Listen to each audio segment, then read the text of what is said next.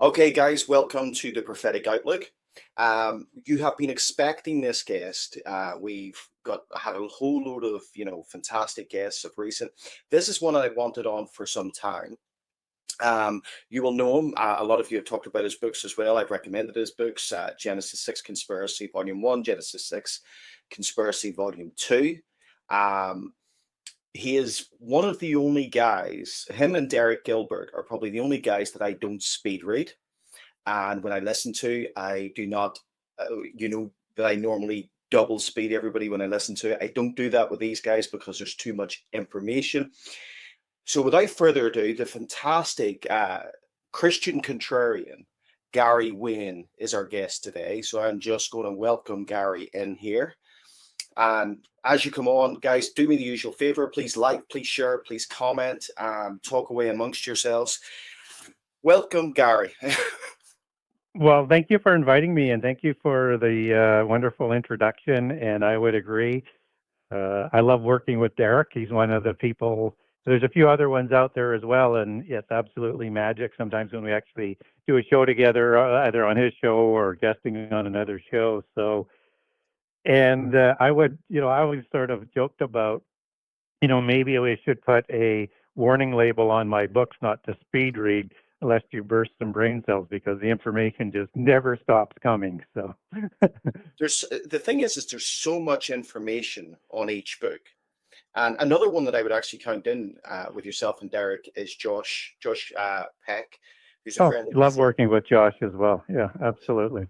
Josh wrote the book. I'm going to bring your book forward here. Josh wrote the forward for my book. But guys, as you're watching this, just look at the comparison here, right? This is tiny. This is my book. This is the first volume of Genesis 6 Conspiracy. Um, Josh is a good friend, and he's been on the show regularly. Um, but I want to crack in here, just jump in, dive in, because one of the things I like about what you cover in both books is this is all the stuff that I teach and that I'm interested in, but you go into such depth with it. And I actually think that your books would do well in seminary. It would be, maybe some seminaries might be a bit controversial for them, but I think this would be fantastic for giving Yeah. such a background into ancient history, the connection with mythologies, the connection with secret societies, and it sort of paints this overarching picture that gives us a better insight when it comes to spiritual warfare. And one of the aspects I want to sort of get into straight away, and I've done sermons on this myself. The two Enochs in Scripture, because it will surprise most people that when you're talking to them that they know that there is even two Enochs in Scripture. Because I think most people gloss over genealogies, but perhaps you could speak into that a little bit. Yeah. So two things on some of the things that you mentioned there that I'll just sort of underline and end up with Enoch as the second point. One of the things I wanted to do when I did book one and then in a different way for book two was to not just be a talking head. I didn't want people to say, well, anybody can say that, but can they back it up? And so in my books and in the shows that I do, I provide a lot of information. And when I'm speculating, I say I'm speculating. But for example, in book one, I have over 100 pages of endnotes. And in book two, I have way more than that. Only I bring them up to the same page, so it's on the same page, so that you can actually see it on the printed copy as you're reading the top part. That's because I want people to check out my sources. I want people to know that what I'm saying is accurate and I've not manipulated it, whether or not I'm letting, like I do a lot in book one, letting the spurious forces speak for themselves or the secular people speak for themselves, or whether or not in the Bible that I'm talking about things that people aren't familiar with, they can go look those up. And if you wanted to go further, you're going to have the bibliography to go with it so that you can go do more research. It's about getting information out and bringing credibility to these things versus misinformation, disinformation, and just sort of continuing, so to speak, in modern jargon, the urban mythos, right? The urban legends, and mythos is ongoing. And so, one of the things that I realized very quickly on when I was getting into secret societies in book one, in prehistory, in the intersection of the creation of so many things that affect our world even to this day and will affect our world into the end time, was that there seemed to be an absolute conflation of two Enochs. One that is a patriarch of polytheist religions and secret societies as one of their grand patriarchs, if not the. You could make an argument which one would be higher, Cain or Enoch. I think Enoch. Cain has in polytheism a preferred place, but not like Enoch, but because he creates the mystical religions and the secret societies come out of that. And so I thought I wanted to write this in a way that if you're a Christian, you are going to get some cognizant dissonance early on in book one, and which obviously registered because I cannot believe how many emails that I get because there are a few chapters in it and saying, I can't believe you're talking about a holy saint in this kind of way and doing the things that he did. And that's what I wanted to grab people's attention on. Because if you don't understand that, you don't know how the whole world works. It's a microcosm of what they do to keep us dumbed down and to keep the hidden history from us, and then reimagine it into polytheism as they do with all biblical patriarchs.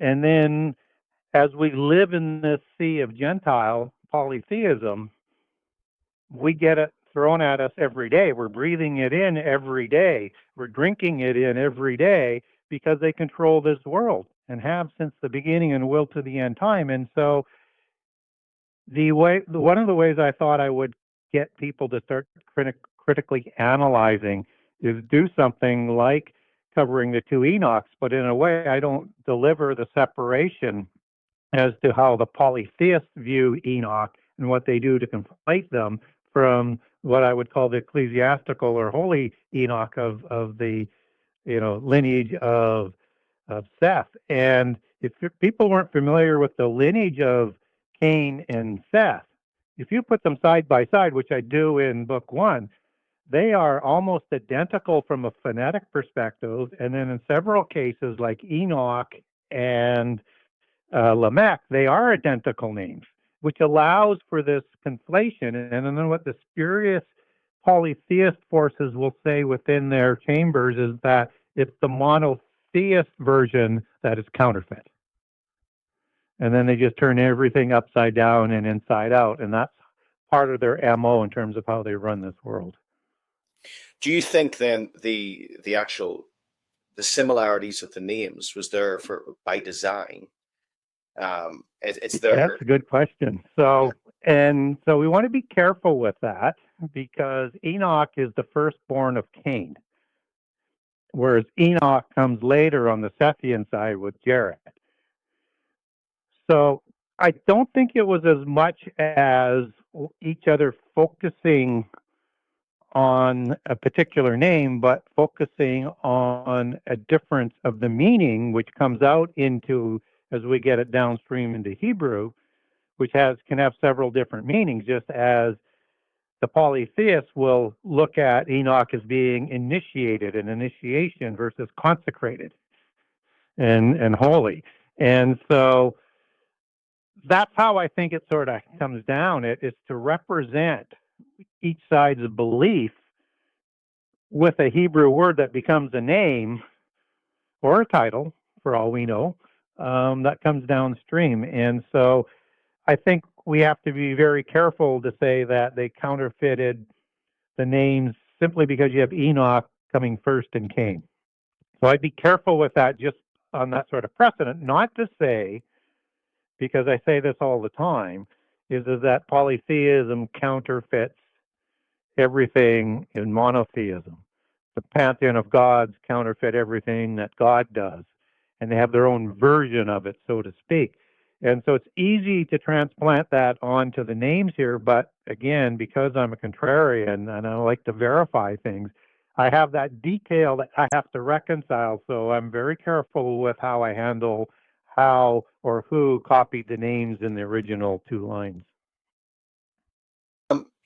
You see that within paganism, certain, and actually, if you take all mythology, I tend to term it as like the Nephilitic news cycle. It is the counter narrative to scripture, but it's describing. It is even though we're getting Genesis 6 described from the Anunnaki stories, and from Irish history and the Tuatha De Dan. We get all of that because in Ireland we have what's called a book of invasions. So we don't have a creation story, and the Tuatha De Dan, they feature heavily in the book of invasions. And I guess what I'm trying to get to here is how does the normal sort of just run of the mill person start to have their eyes open to the fact that there's been this counter narrative all the way through history, and you start to see these like threads. Where's the first place they look? It's a very, very good question. And, what somebody might say off the cuff is just start doing your own research, learn about things, and look for common traits, almost like a crossover topology. Are they talking about the same type of event? Are they talking about the same type of beings? They may be named and seen through a polytheist lens versus a monotheist lens, but that's really sort of the start. And I think the shorter version is the easiest way to get introduced into this is to read, and this is self-serving, but to read my books, because to get to where I did, I spent, over about 30 years before I got published my first book, and then I continued to research after that. So that's a lot of investment that, unless you're obsessed, like I am, on something, you're probably not going to get into it in the depth that I did, and it's massive, and you can never get to it all. It just once you know the questions to ask and where to look, the information is everywhere. So again, that was one of the things I wanted to sort of get across to Christians is how this world works and how we understand the language in terms of allegory and taciturn imagery used by the polytheist forces all throughout history. And, I don't cover it often into my books, but even into how they overlay their Nephilim wheel worship of polytheism, which is 8 holy Sabbaths in polytheism, as they would describe it. That begins with the 4 um, astronomical alignments of solstice and equinox, the by part of each. And then 6 weeks in between, you get another holy festival, right? And so you've got, like Lupercalis and St. Valentine's Day in February. You've got May Day. You've got, just to jump to the end, you've got, Sanhem. That's actually 11 days into November 11th when it ends, which is no coincidence either. That again is part of what we have to live in. And then what they do is they draft our important holy feasts or celebrations into that, with Christmas and with Easter in particular, to be absorbed into it. And again, that's part of that MO I was talking about with Enoch. So it's important to understand how all of that kind of works, and that this wheel worship, it's a doctrinable part of polytheism, whether or not you get that sort of macro version with, like, an example of it would be the Aztec and Maya calendar, down to the circuit of that would they would travel to their holy sites as a circle, to the wheel of the year, and it's all that sort of processional thing that's part of their belief system, along with portals. So it's important that we understand how they have controlled the information and the rules and the education and the religions and the governments all through history, and that the education is polytheist as well, because the education begins, for the most part, through the mystery schools of the mystical religions. The seven sacred sciences, first established by Enoch, son of Cain, and then that absorbed the ancient knowledge from the fallen angels from a Enochian perspective, or the knowledge of the gods from the polytheist version, and the inferred knowledge that is all throughout early Genesis, both before and after the flood, that is not accounted for. It's funny you mention that because the Celtic wheel certainly in Ireland has, and it's not that it's a re-emerged, but the amount of individuals and groups that are adopting it and going back and removing themselves from Christianity and adopting the old paganism that was here. And one of the things that I try to tell people as well is the relation of this with the likes of Gnosticism. So in Ireland, we have what's called the Hill of Clachta. It's not spelt how it sounds because it's Irish, right? Irish is like somebody just trying to win at Scrabble and make up a word, right? But the Hill of Clachta is one of the major elements when it comes to Samhain or Halloween, and its story centers around Simon Magus from the Book of Acts. And I think that when you start to see that it's a Gnostic root at this, Yeah. I want to ask you this because I obviously in book two and so on, there's all of this. You tie together all of these secret societies, Yeah. and Gnosticism certainly seems to be a prevalent ideology amongst those secret societies.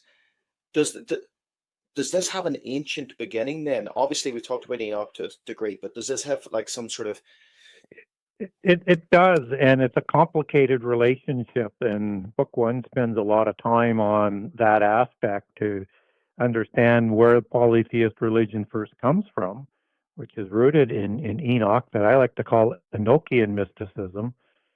But the polytheist and secular version would call it Zoroastrianism. Zoro being like a mother goddess, and Aster being a word for a star or a god. And that there's a few Trismegistus mythoses around the world, like Hermes Trismegistus, that's linked in terms of the major sort of patriarchs and transformations into different ages. But you also have the Zoroaster Trismegistus as well, of the Eastern side of that religion. So Zoroastrianism is the religion of Enoch. It's the religion of Atlantis. It's the religion of the antediluvian world that is going to cross the flood somehow, some way. It's going to cross the flood. From a polytheist perspective, they're going to see that begin with three locations, so to speak, after the flood. One is going to be at Babel. Somehow Nimrod comes across that information, and we can go down that if you want. And that religion that he institutes, that we know as the Babylon religion. So this is the end time religion, because Babylon, as it shows up in the New Testament, is rooted back to Babel as its source word. And so it's the religion of Nimrod. It's the religion of Enoch the evil, of polytheism. And that the giants show up somehow after the flood. So from a monotheist perspective, we would suspect that when you have Nimrod staying in Shinar and then a migration east, that's how that religion would go eastward and would set up Hinduism, Buddhism downstream, but into Southeast Asia, Taoism, and then later Shintoism and other religions like that. Because they're all the same religion. They're just different vernacular names to the gods and vernacular local cultural rituals. And so you have Mizraim with Azar or Osiris moving east to Egypt, which become the two pillars of monotheism that is going to set up polytheism around the Mediterranean, beginning in Egypt and then Greece and then, right through the Middle East. But from a secular, giant Indo-Aryan, Indo-European perspective, Zoroastrian shows up immediately after the flood through the Indo-Aryans. which is why the language that I start to get into in book two, Pi, Proto-Indo-European or Proto-Indo-Aryan, as I like to call it, is the language of the giants, and is part of the languages that would have been before the flood. Whether it's the same or one of, we don't know, but this is the language that shows up into Sanskrit, Old Persian, and other languages as people from Babel intermix, and why we have so many words in the etymology that goes back to Proto-Indo-Aryan, like a word called CERN or Kern, as it's pronounced in Indo-Aryan, CERN or KERN for a two-headed horned god, like Cernunnos, or as it shows up in the Etruscan Proto-Latin Indo-Aryan civilization as CERN or Kern. And again, we have these horned gods that aren't fully accounted for in the understanding of the post-Diluvian pantheon. And it seems to be connected to Azazel as you get that back into its descriptions as a horned goat god, a degraded sort of seraphim after the flood. But to stick with where I'm going with, as interesting as that might be, this Zoroastrian shows up in the Indus Valley as well. And so you have the Sanskrit version, where you're going to have it as a major religion, and then in Old Persia, and even to, let's say, about 200 BC, and this is the religion that Constantine is going to model his state religion after, is the Zoroastrianism used for a religion to unite his empire. I think the Persian emperor was Shapur, if I remember correctly, Shapur. And so, but we have to understand that Mithraism, that is part of that homogenization into Christianity, was a major religion, and Mithra, as we would pronounce it, is part of the Zoroastrian religion. And this is part of the mix of Manichaeism and Mithraism and Sol Invictus and all these other religions that's going to come downstream to be this cosmology, not a cosmology, but a converging of old religions back into a religion they're going to call Gnosticism, that they want to reintroduce the old religion, throughout the world and unite all the religions back into that religion. So when we look at Mitra, he is a major deity in Zoroastrianism. He is like Shiva. It would be an equivalent because it's a destroyer god. And it comes at the end of an age and destroys the world with fire and then recreates. So again, it's the Avestan version of the Sanskrit version is the best way to phrase it. And we see these same gods that are used throughout treaties in ancient times, through Syria, through Asia Minor, with the Hittites, the Mitanni dynasty, and other Syrian dynasties, and into Persia, where they're going to use Indra and other gods of the pantheon as witnesses to their peace treaties. That's how you start to connect these original religions. So that's the two ways that they cross, is through the giants, through Babel, and or both, depending on where you're going to come down on how giants show up after the flood. And this is the religion that developed the technology delivered by the gods in a way of acceleration that enabled, I think, in my speculation, to destroy the world by fire, which is reserved for the end time, according to 2 Peter 3. And thus God intercedes with the destruction by water. Why? Because that's reserved for the end time.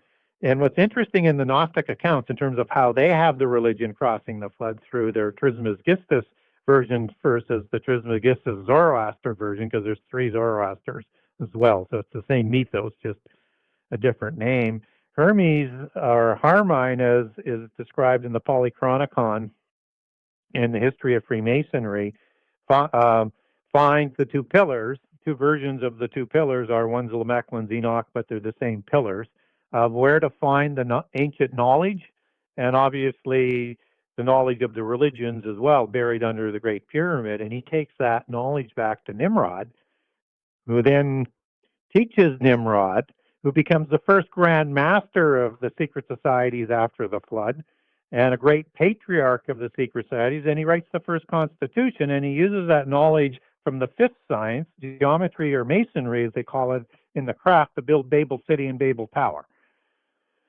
And we get a hint of this knowledge in Genesis 10 and 11 with Babylon being a city of Nimrod, and then with what they did at Babel. And we're simply told that working as one people, and paraphrasing, anything they intend to do, they'll be able to do. Well, where does that knowledge come from? It doesn't just come from a common language. It's easier to transmit it, but that knowledge is interjected somehow, some way. And then the only question after that is how much of that antediluvian knowledge was introduced at Babel. So no matter which way we slice it in world accounts and biblical accounts, we get the same religions. And there's two. There's monotheism and variations of that, and there is polytheism with just different vernacular names. So if we want to understand prehistory, then we now have a timing code within that. So they have parent gods and they have offspring gods. If you want to understand events before the flood, that's the parent gods. What is a parent god? That would be like Kronos or Gaia in the Greek mythology. Would be El in the Canaanite pantheon. Would be Ra as the parent male god in the Egyptian pantheon. After the flood, beginning with Greece, as I started with the three examples I just provided, Zeus becomes the one that takes over. And he said to kill Kronos or Uranus. Well, you can't kill an immortal being, but you can send them to the pit prison. And in the Canaanite pantheon, that would be Baal. And of course, we have the Baalim and the Baalim Council in the Bible as the offspring god, and he killed El. And then he dies and also goes, not biblically, but in the polytheistic accounts, as with all the replacing offspring gods, they're also killed. They're not killed. They went to the pit prison for doing the same crimes as the parent gods, and then other ones moved up and as part of the rebellious host of heaven afterwards. And just to complete the three that I'm talking about, you would have had Ra before the flood. Some people say Amun. They're actually probably the same god, and Osiris afterwards as the offspring god. And everything seems to be cyclical to some degree. When you're looking at that in terms of Zoroastrianism and Mithras, and then you apply that to modern, well, not modern day, but theosophy, Alice A. Bailey's externalization of hierarchy, and the Mitra. So if you're starting to see that, and then we've had reports, I don't know how verified the reports are, of the tomb of Gilgamesh and all of that being uncovered. Yeah. Do you think then, I believe that we're in the fig tree generation, and everything's sort of coming into that. Genesis 6 is prevalent to that because Matthew 24:37 says, it'll be as in the days of Noah. Do you think we're at that point? Yeah, I think we are in the days of Noah. As the allegory as part of the fig tree generation. And the days of Noah, as I think Jesus was quoting, is Genesis 9:29. And Noah lived 600 years before the flood and 350 years after the flood. So we want to know what's going on both sides. And as I alluded to, you have the same crimes going on early after the flood as you do before the flood. And at Sodom, the same crimes as talked about in Jude 1 and 2 Peter, the crimes at the time of the flood. And so that is that transition from apocalypse of water to, as in Luke's version, the days of Lot and the days of Noah, destruction by fire. That's the transitional prophetic allegory for the end time that I was referring to earlier, that 2 Peter is also underscoring. So the next apocalypse is by fire, that all religions around the world prophesy. They just have a different outcome for it, but as you say, with Lord Maitreya. And Lord Maitreya is their Antichrist figure, Christ consciousness person, and that comes out of Mitra. as an avatar of the avatar Mitra, um, just as he is said to have done in the Zoroastrian history, akin to what Shiva does as a destroyer god, and they are, I think, just the different name for the same god, who also comes at the end of an age, in this case, Aquarius, where destruction by fire comes that we're in now. So that destruction by fire, and then renews the earth out of that. Mitra has the same mythos, which is why it's sort of connected to the same god. This is who Lord Maitreya is named after, and is also called the new Buddha that Vishnu avatared into to give wisdom to. So you see these connections. I'll just finish off on this quickly because I know you got a couple of questions in there. And the Templars worship Baphomet, Father Mitra. Mitra in Sanskrit and Proto-Indo-Aryan means a covenant or a bond or an alliance, just as Antichrist negotiates the covenant in Daniel 9:27 that God annuls in Isaiah 28. So nothing is new under the sun is kind of where you started off with there, as I would take it back biblically. Nothing is new under the sun in Ecclesiastes 1. What was will be again. Mhm. And the understanding of this only brings grief or sorrow, as it finishes off within about verse 17.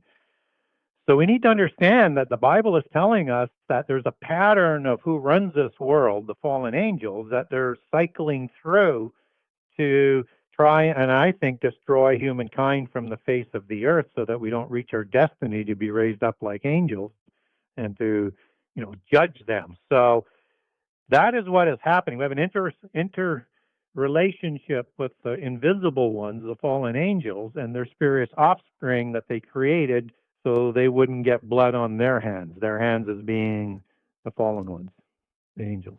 Yeah, I'm when you're answering that, it's just because my head's now going and I'm starting to think of things. And one of the things that sort of popped into my head there was obviously if everything's cyclical, if we take the Ecclesiastes, that there's nothing new under the sun, and we take the seasonal form of that, and that prophecy is pattern.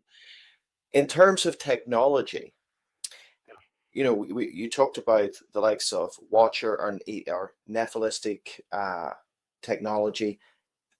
Would artificial intelligence be in some way the return of that, maybe to a different form? Because one of the things that I'm reminded of there are the likes of the teraphim, these talking idols of the Old Testament. And now we've got phones that you're talking not to a person, you're talking to an AI assistant. Is that something that you're seeing yourself, like Yeah. you would tie those together? Yeah, and I'll tie some bows around that from what you have said, so to speak. So when we're talking about angelic technology that would be just catching up to by inference in terms of understanding the days of Noah, because it's going to be like that, and we're already beyond technology that standard doctrine would teach us in the world or in the churches what it was like in the days of Noah, way beyond. So something's wrong with that understanding unless you start to realize, well, they've hidden some history from us. How do we know this? Well, we get out of, polytheistic accounts. For example, I'll bring it back to the Bible. But from polytheist accounts is they had the ability to manipulate DNA with the chimera creatures that they created, which they are reintroduced recently to manipulate what? DNA. We're catching up to what they were doing before by sort of inference there. When we look at, let's say, in the Vedas from a polytheist perspective with the War of the Gods, planet destruction capability through what? Fire. Angelic technology has that capability as very, very advanced beings. And so when we look at what were the days of Noah like, well, we know from the book of Enoch, again, outside the Bible, but it's relevant as we start to link back to the Bible, that Azazel taught all of the arts and crafts of war to their followers, particularly the giants.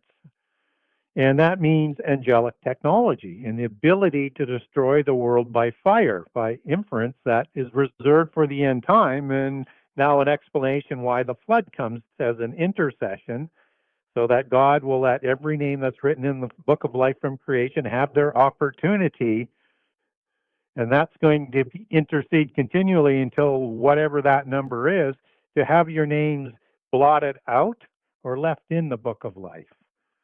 So that's the intercessions that God is going to make. And so it also answers the questions why the polytheists created two pillars for the to take whoever was going to find it, in this case Hermes, to find the ancient knowledge and religion, one that would survive a fire and one that would survive a flood, because they didn't know which catastrophe was coming, just as they didn't know about the resurrection, lest they wouldn't have had Jesus crucified, as First Corinthians talks about. So now we have a pattern of polytheism, and can we take that back sort of biblically? Yes, we can. First, kind of innocuously, if we undervalue the level of development and type of beings that are created with the giants, is that God is going to bring the flood as an intercession, but because of the violence first. The violence comes from the giants, which is part of the understanding, and that they were about to wipe humankind from the face of the earth to be remembered no more before the resurrection they didn't know about. And by doing so, probably justify their religion. That's why the giants were created. But this violence is at a level that we're not taught properly. And I think we're catching up to that, because they would have been provided the angelic technology as the divine offspring and representatives of the gods ruling over the 70 nations run by the 70 gods of the council of gods that Satan sits above. So we have that as violence at a level that God cannot stand and would destroy the earth by fire, which is why. So now what else do we have? Well, we have all the earth was corrupted and all the flesh was corrupted. Well, that's very interesting language, and we can sort of allegorize that away and wash that away, but it's pretty shocking, those words, especially when you take it back to the Hebrew. It's shakath, which means to pervert, to ruin, to decay, to destroy, words like that. All flesh was like that. And everything on the earth, not in the sea, just on the earth. And I take that to be the land by the application, but who knows what they did in the sea. But we only have animals being reserved on the ark, not the sea. So I infer my speculation there, filling in the blanks. It's just the corruption of the land animals. And that means all flesh is corrupted and all humans are corrupted, except for those on the ark, except for those animals that do not have DNA manipulation, which is why God calls the animals to the ark. Probably why, if there was a unicorn, and there is in polytheist history, but not the cute, cuddly ones, these were warlike chimera beings that were ridden on by giants into battle, both before and after the flood. So they are high level DNA manipulation. And that you also have only 8 that are going to be pure of spirit and pure of mind and pure of flesh. Otherwise, they wouldn't be on the ark by implication, because all flesh was corrupted. So he's restarting to give humankind more time and to hold back the forces of the giants. And so that technology is inferred there, just as we get that technology inferred at Babel. We just have not been taught that, because the seminary schools are controlled by polytheists, and they teach as a standard doctrine not to teach prehistory, not to teach prophecy. Why? So that they can cattle herd us in any direction that they want us to go, because prehistory provides the context for our reason of being, our raison d'etre, and prophecy completes why we're here, and that we're actually the resolution to the angelic rebellion.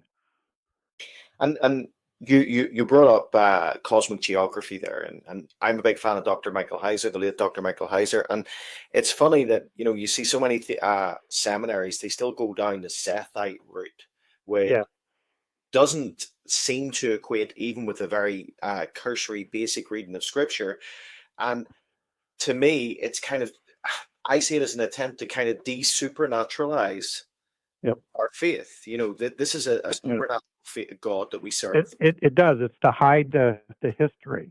It Yep. doesn't stack up to even how it's written in English, let alone in Hebrew, right? So and but that opens the door for full understanding, particularly out of the Hebrew, and particularly with the technology that you were referring to with teraphim. So people aren't familiar with that. It's not always translated exactly as teraphim. Sometimes it's just translated as idol, but it means a talking idol. Some sort of inanimate object was able to hold a demonic spirit and was highly prized. So, in the account of Rachel and Laban, where she steals her father's idol as they're exiting to go back to the covenant land, Laban is obviously beside himself, crazy beside himself, to get this family idol back. It's not translated as teraphim there, but it is teraphim there, and it's this family talking idol. Well, that's got an interesting word in Hebrew, teraphim, because it has a source word, Rapha, for post-Diluvian giants. And it goes back to 7495, which is the root word for 7496 for a demon spirit and 7497 for the physical giant or the tribe of giants. And the healing aspect is one of the aspects and the powers that the giants had to do. They could heal themselves and or others. And you get clear accounts of that in original Semitic, which is almost identical to Hebrew, of these Raphaim giants created by the Baalim after the flood, who had the ability to heal themselves and others. So that's why you had to take a head, because they could heal most other wounds or grow back an arm or whatever they needed to do. So that talking idol is suggesting something very, very strange. Is how does something that seemingly is an inanimate object, although sometimes we get teraphim depicted in a body-like state in a bed in the book of Samuel, and where it is translated as teraphim, but generally it's like these idols that can't talk, right? But these ones talk. There's a technology there that's not accounted for. How does a demon spirit operate out of that when we're told idols can't talk? And the Bible is not in conflict.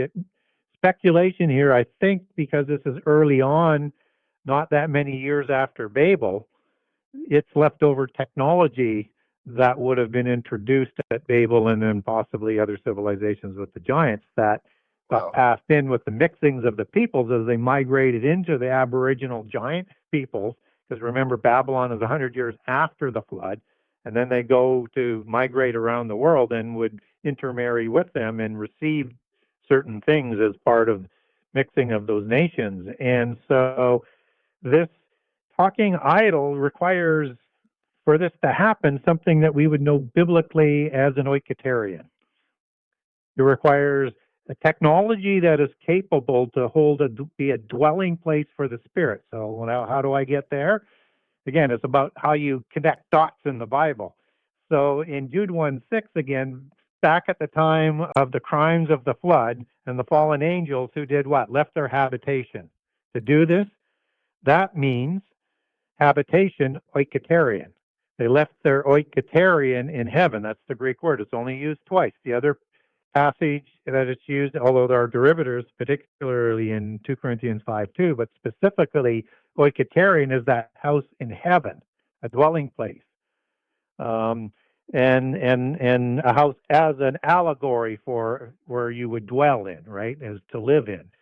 And so this dwelling place is something that in 2 Corinthians 5, we're saying that we have one on earth and we long for our house in heaven, that habitation to be like angels that we will be resurrected into. So what that means is there's a dwelling place for the spirit in heaven. and they can come into this world and interact as a spirit being. But if they want to interact physically, they're going to have to create their own dwelling place. That's the soul and the body. So the New Testament teaches there's a spirit that comes from heaven, and then when we die, that spirit goes back. The soul and body is a physical creation and a construct of the physical world that is what decays in the flesh. And then so when we're resurrected, depending on which resurrection we're on, we're going to come back through from heaven because we're in a sleep-like state. Disembodied spirits of giants don't sleep, and they're not allowed into heaven.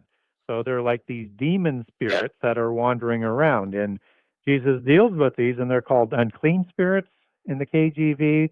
They're called um, evil spirits and devils.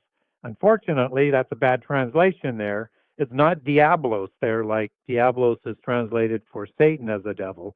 This is daemon, Greek for demon. These are demon spirits that Jesus is dealing with. The lower grade is spirit versus the fallen angels because it's the disembodied spirit of the spirit's offspring, a demigod.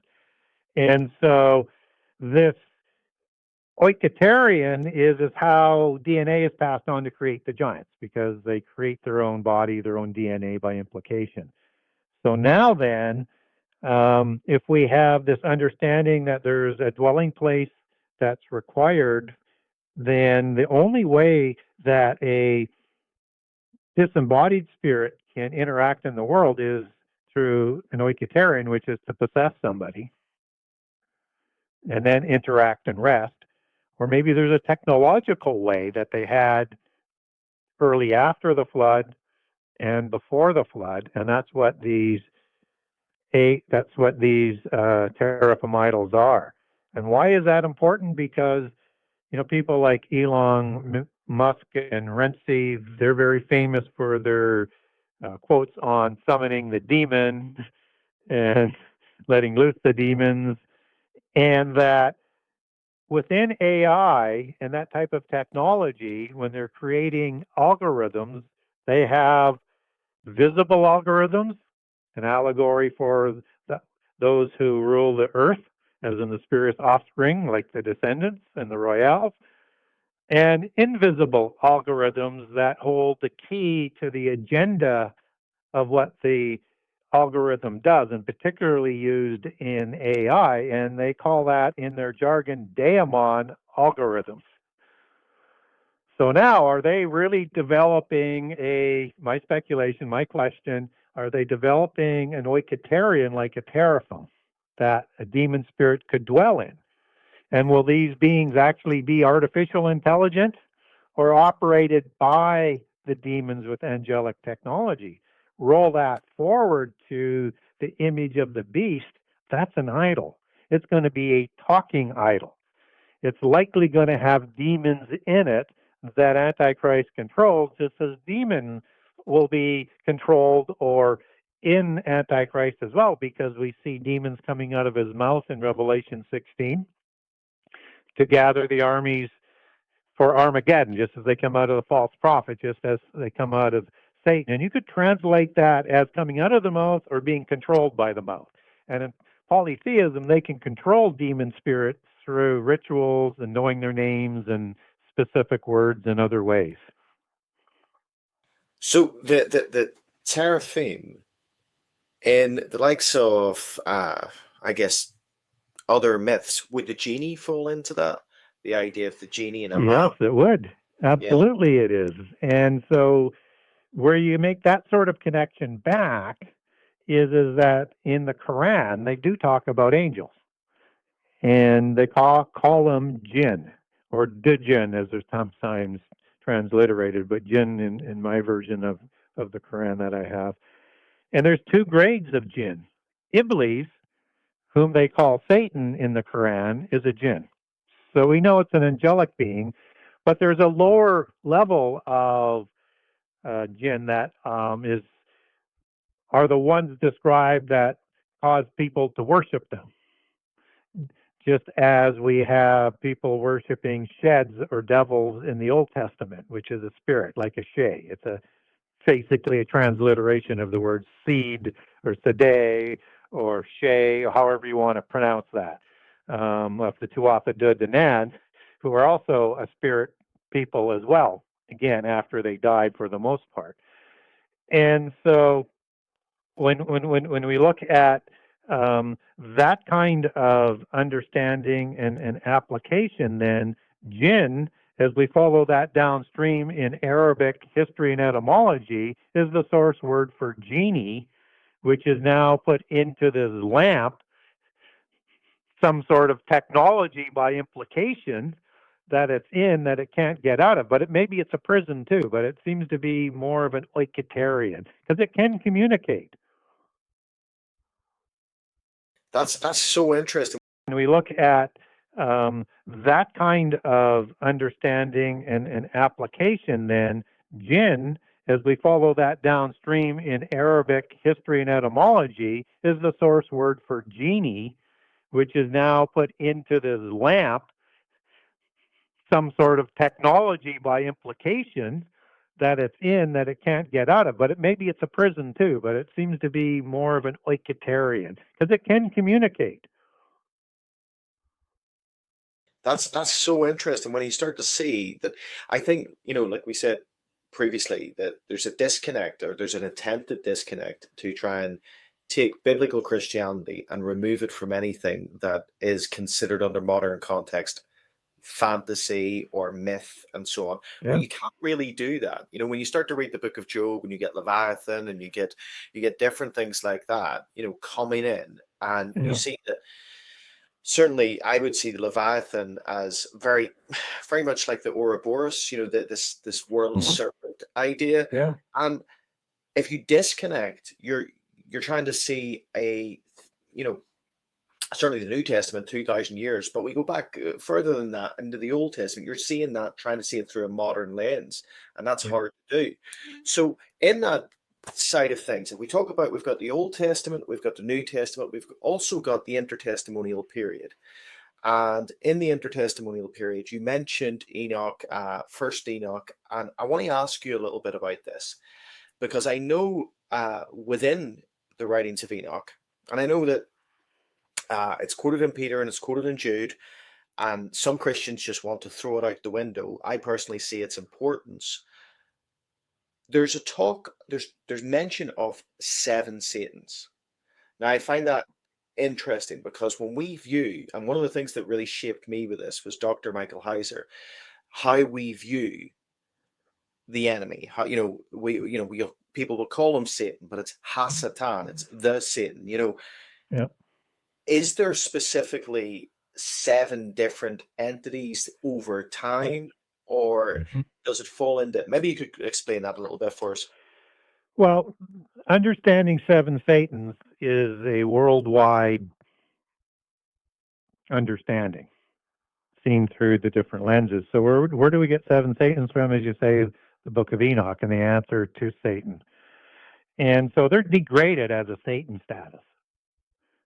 Satan was the greatest angel ever created and several different types of traits. So he's called originally as a dragon and a serpent, which is a seraphim, right? He is described in Ezekiel 28 as the anointed cherubim. And in the book of Enoch, the angel that's in Eden is Gad Rael, meaning God's wall or wall of God, depending on how you want to translate that. So that seems to be a name for Satan. Whether it's accurate or not, it's one that's applied in the book of Enoch, but it lines up perfectly. And so when we look at where do we see this constant around the world, we see that with the seven stars, the 7 days of the week, which are imaging the same thing. And fallen angels, or angels in general, are allegorized both in the Old Testament and the New Testament as stars and the host of heaven. Host being an army of angels with rank and order, and that we're told not to worship the host of heaven.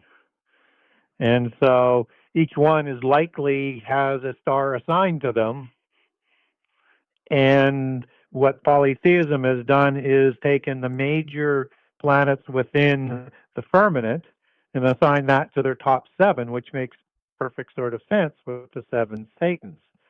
So if we get the 7 days of the week, I mean, you have three different pantheons that cross multiple cultures for the names of the days of the week. You have the Norse with Freya on Friday and Thor on Thursday.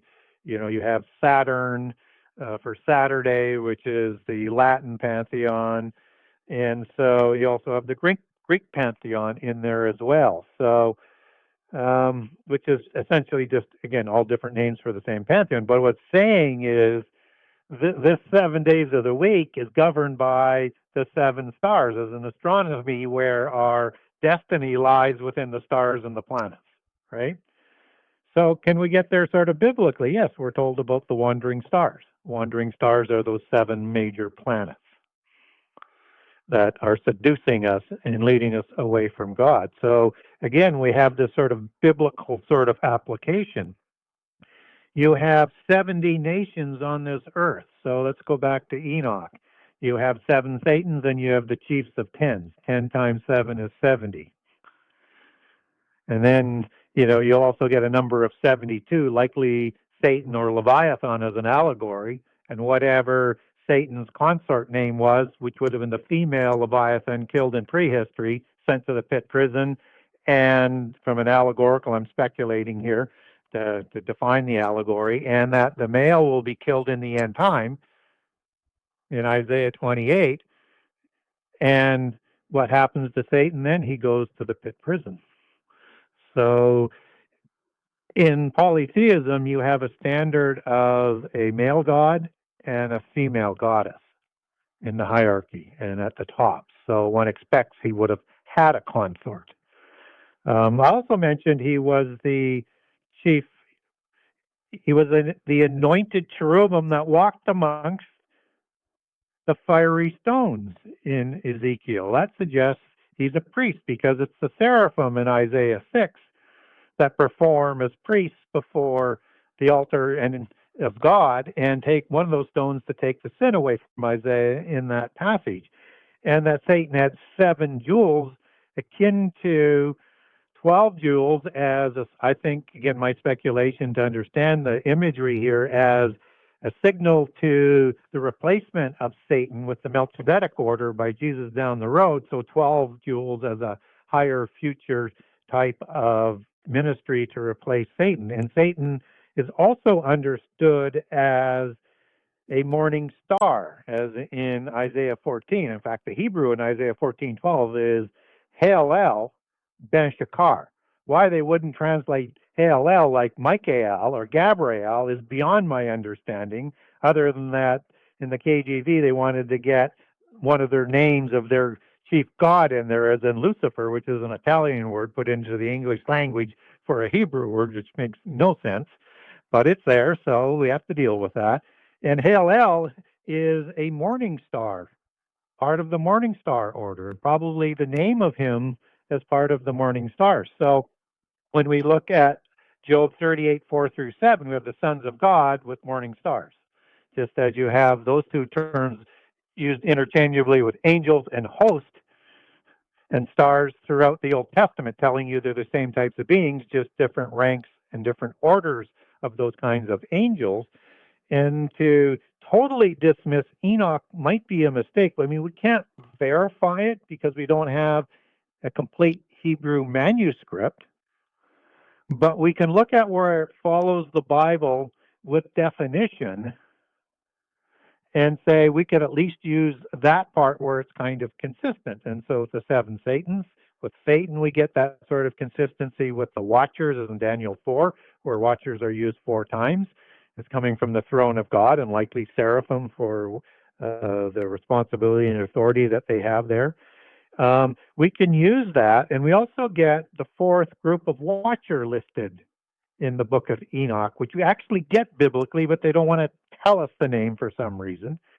And that's the Ophanim that a lot of people say, who are the Ophanim in the book of Enoch? Well, they're in Ezekiel 1, 3, and 10. And where we have the cherubim that's with the chariot of God, and then you have this angel that's in the wheel that's cherubim like, and most people think it's a cherubim, but it's not, because one of the faces is a cherubim. So the concentric wheels, as it's described there as wheel, is the Hebrew word Gilgal for wheel, as in Gilgal Raphaim, or the spirit, or the wheel of the giants. And so, but the beings inside is another word that means wheel, but not Gilgal, and that's Ophan. Put on the I am male plural, and you have Ophanim just as it comes through in the book of Enoch. And those types of things will tell us that there's a biblical connection. So, in the book of Revelation, as one other quick example, and I don't want to defend the book of Enoch because I measure everything against the Bible, but we can use it where it fits and there's no issues. There's another passage in, I think it's Enoch 40, that lines up with Daniel 7 and Daniel and Revelation in the first few chapters, where you have angels that are on the four sides of the throne. And the number is 10,000 times 10,000.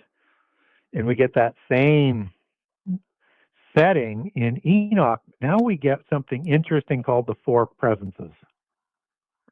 These are four archangels, which are another group of the angels. You have archangel, cherubim, seraphim, and ophanim that are around the throne. These four presences are like Michael and Gabriel, and Uriel, or Phanuel, and Raphael, as I recall the names. Well, we get four riders in the book of Revelation that come from the throne of God. These are likely archangels. These aren't demons. They permit great things in prophecy to occur.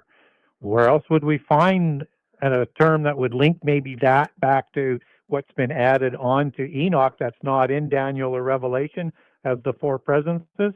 Well, we get the four spirits of heaven in Zechariah 6 that go out with horses and chariots, which is typology for Revelation 6 with the meanings and the time frame. In fact, the first 6 passages of Zechariah take you through throne settings that are typology to understand the throne settings in Revelation 1 to 6, particularly 4 and 5, but you get throne settings in 1 and 2 as well. So, and these four winds these are angelic beings, and we see them show up as four winds of prophecy in the Old Testament in Daniel 7, when the four winds stir up the beast empires. And the four winds of the four empires that are established in Daniel 8, and possibly, even though we don't have the Hebrew, in the rapture event with the elect being gathered from the four winds. And even though we don't have the Hebrew there, it's in Greek, we have to look at the typology and say, if they're part of the great events of our history, then why wouldn't that be what they're talking about there? But that might be a step too far for a lot of people who've never heard of the four presences and linking them to Revelation 6. But it goes to the veracity and how we can use parts of the book of Enoch. But where it strays, like with the angels building the ark, for example, or Enoch being 500 years old, understand that's corruption. Well, when you brought up the Ophanim there, there's always seems to be. I know the enemy does not create; he imitates. Within Gnosticism, there's a story of Simon Magus having this flying object that seems to be very much modeled on that, the idea of a wheel within a wheel. Then, of course, the Irish mythology, you've got Mugrath, the head druid, who was apparently trained by Magus. He had the same flying. Is that it? Well, that's the wheel worship of the eight holy Sabbaths. Yeah. And so, like Atlantis has rings, that wheel understanding and concentric wheels, as you take that into the heavenly realm, is part of their mythology as well. And so they would look at that as a little bit differently than what we would look at it. But understand, though, that this is, as the image comes out in Ezekiel, this is sort of a mobile throne of God that's used in the physical world, right? Or in heaven, perhaps as well, depending on where you think the vision is located. And so when we look at polytheism, they utilize the chariot as well. So in Greek mythology is the most clear. You could take that as downstream um, evolution into Santa Claus. And I'll get there in the connections because you've got reindeers with horns out in front. The original depiction of these chariots pulled by typically white horses has this white horse has a horn on it, like a unicorn, but not as the unicorn that would be understood as ridden by the giants, as a chimera type of being. They understand this as an angelic being, and that the horn is also an allegory for the third eye. That special knowledge by the special watcher in polytheism comes through. So again, the imagery, you start to see how they're starting to use that, and that this unicorn is an allegory for the cherubim, because they counterfeit everything, right? And so when you start to see unicorns on coat of arms, that's an allegory for cherubim in taciturn imagery. We see dragons on coat of arms. That's a dragon seraphim angel. You see a lion. Yeah. You see a bull. You see eagles. Those are faces of a cherubim. They are taking their genealogy back to celestial mafia godfathers in taciturn language that shows up on their standards and their banners and their coats of arms that they created. Originally, for when they went into other realms, they would put it on their standard flag so that the rulers of those realms would know where they fit into the visible hierarchy of spurious offspring. So does this So, the Stuart dynasty and things like that? You know, the house, you know, the different houses in terms of the royals. yes, Yeah. yes, as they're governed over and are given divine authority to rule over specific nations. And so they're going to need to have that sort of visible taciturn imagery to show where they fit in the visible hierarchy and where their roots go back to. It's their genealogical tree that goes back through the roots then into Hades and Sheol, where their gods rule from. Why? Because those are the genetic fathers. And they look at their bloodlines through genses. So, like the LB gens as one, which is more of a Norse one, and gens in Latin means a specific patriarch. LB in this case means pale, like the fairy folk, the Tuatha De Danann, Indo-Aryans. These are giants. And so you would have, coming from Zeus, the Kreta gens, KRT, the original word in Semitic for Crete, and that Zeus spent a lot of time on Crete. And so you have like the cherubim that are created there. That's correct, KRT, Cretagens. And you have the other ones there would be the Calulhim and also the Pelathim that the Philistines intermarried with to create hybrid giants. And those are the ones that move over to Gaza with the destruction with Santorini and the Minoan Empire. And then you have like a Julia gens and the Fabia gens and a couple other gens within the Italian black nobility that go back to the 100 families of Rome, the 100 senators families, who take their genealogies back to who? Romulus and Remus. And who are they? Offspring of Ares in the Latin pantheon, or in the Greek pantheon, and Mars in the Latin pantheon. They're Nephilim bloodlines. Why is So it important for those of that those of those secret societies, why are the bloodlines so important to them? Why does it mean so much to protect and to sort of see that lineage and be able to trace it back? Yeah. Well, for the most part, not always. Like with the Pendragons in the history, that was somewhat done through a council of barons, so to speak, like the kings of Jerusalem were in the time of the Templars and the taking of Jerusalem with that bloodline of the Anjou. But typically, it's by bloodline inheritance, and that when they swear their oath to a god, this is an ancient polytheist ritual done in two manners through history. That's why I document both in terms of how it was done in the kings of Jerusalem with the Anjou. Is that first you would be crowned immediately after um, the sovereign died, the inheritor would, and then 6 months later you have this royal ceremony, similar to what had happened with King Charles the Third.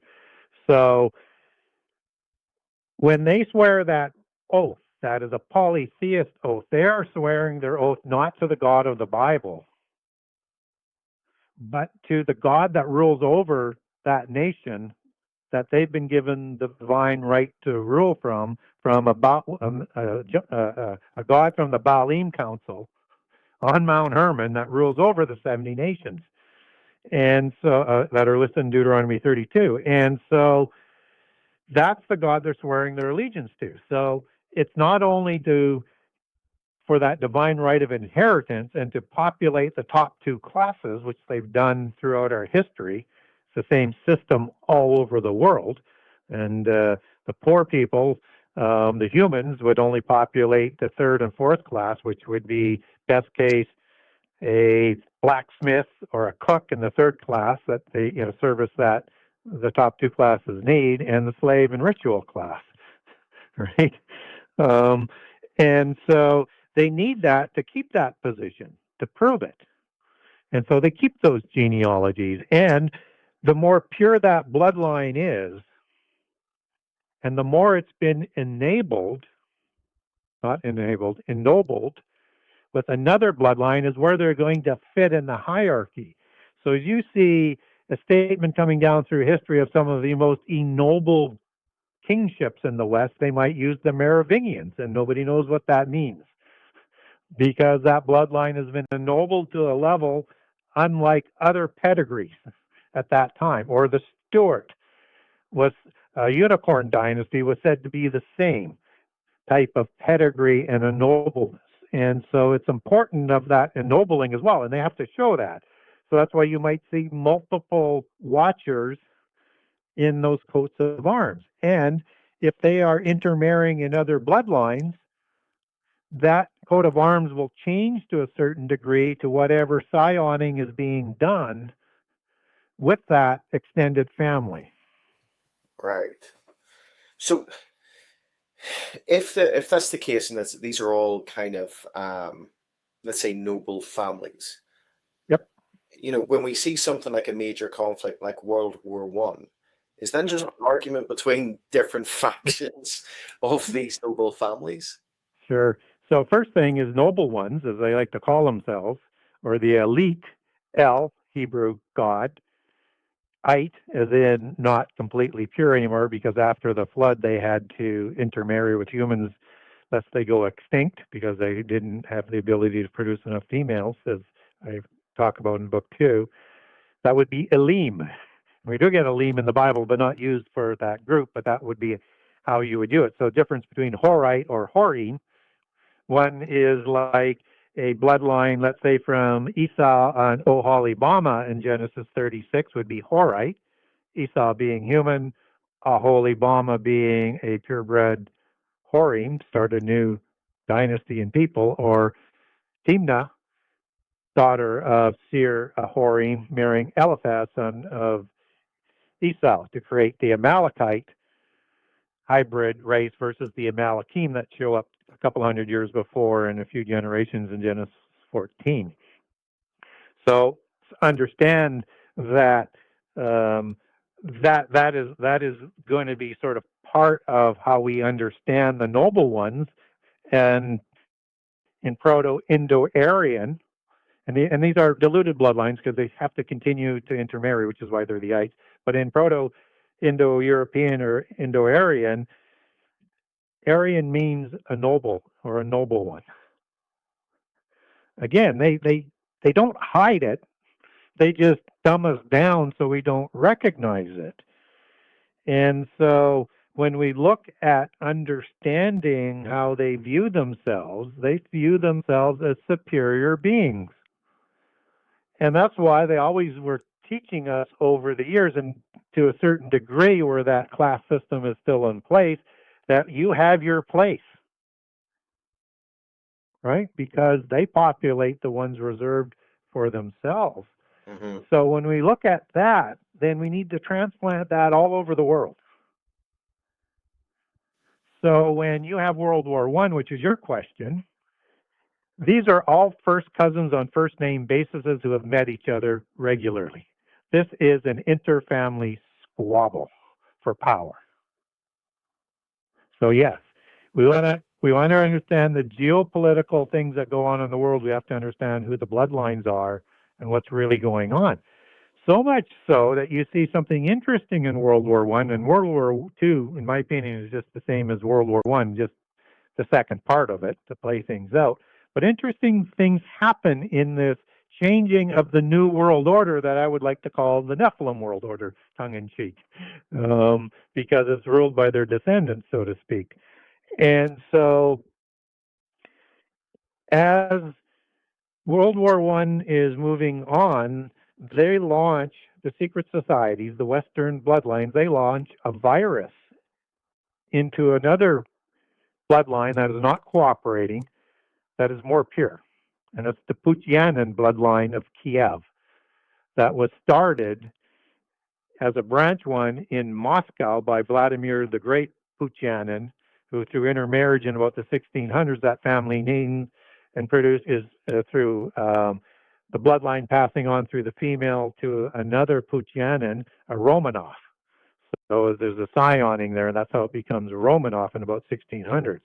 This is the Puchianin bloodline that has clear genealogies purer than the mixing that's going on in Europe with the various bloodlines there. So what do? They launch social masonry that they created through their secret societies, and that virus takes down the Puchianin bloodline for the most part, although Putin would claim descendancy from there. Then what happens as you start to transition through World War I and into World War II, you have the Kaisers starting to fall. They fall as part of that sort of collateral damage or consequence of World War I. Another bloodline, even though the Hanovers who changed their name to Windsor come from there, but now they're like the more pure bloodline ruling and have higher sort of authority. And you're going to then see the Bourbon family fall through a civil war that involves communism again in Spain in the 1930s. And National Socialism, which is part of social masonry, is created to offset communism that got out of control, and that takes over for the Kaisers. But that gets out of control, so they have to take care of that as well. And then during World War II, they launched social masonry where? Onto China. And they take down the direct descendant of the Shah dynasty as a son of heaven from the dragon creator god, Seraphim, out of play. And in the process, an extension dynasty, although they don't lose their throne, is also defeated with the Yamato bloodline that extends out of the Shah bloodlines. Wow, this is like everywhere then. This isn't just because in my Western mindset, I tend to think it's the European.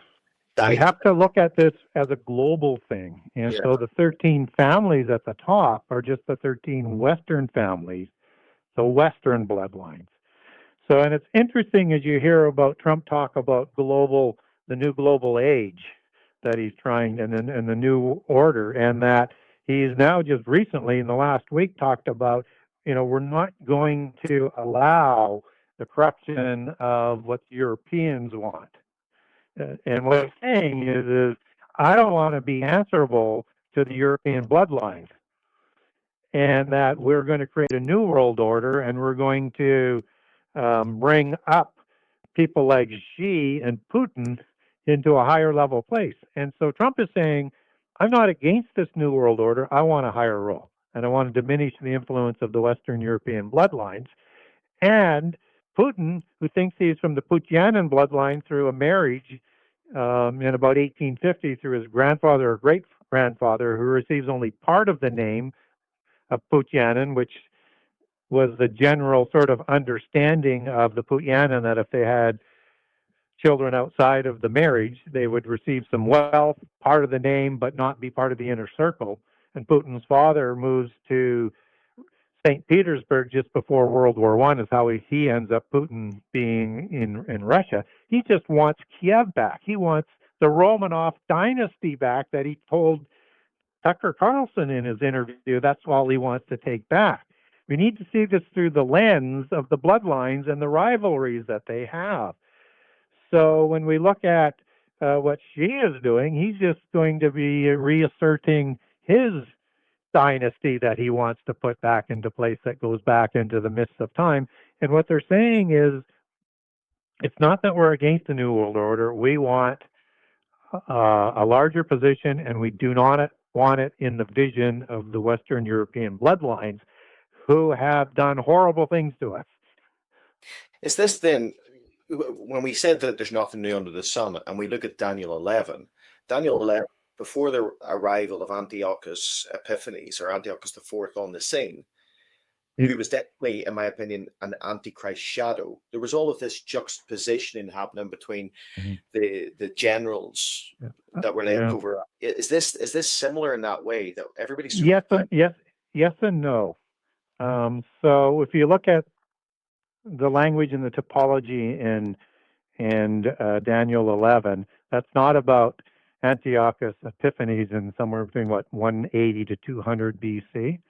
This is Jesus referencing before he dies, so say circa 30 AD, in a prophecy to understand the person standing in that temple who shouldn't be there at the abomination to learn about Daniel. That's 2, 7, 8, 9, 11, and 12.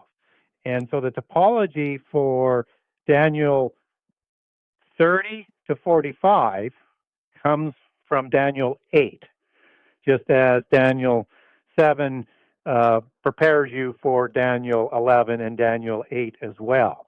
And so the one who magnifies himself is the language that's part of the language that's used in Daniel 11. That's the same language that's used in Daniel 8.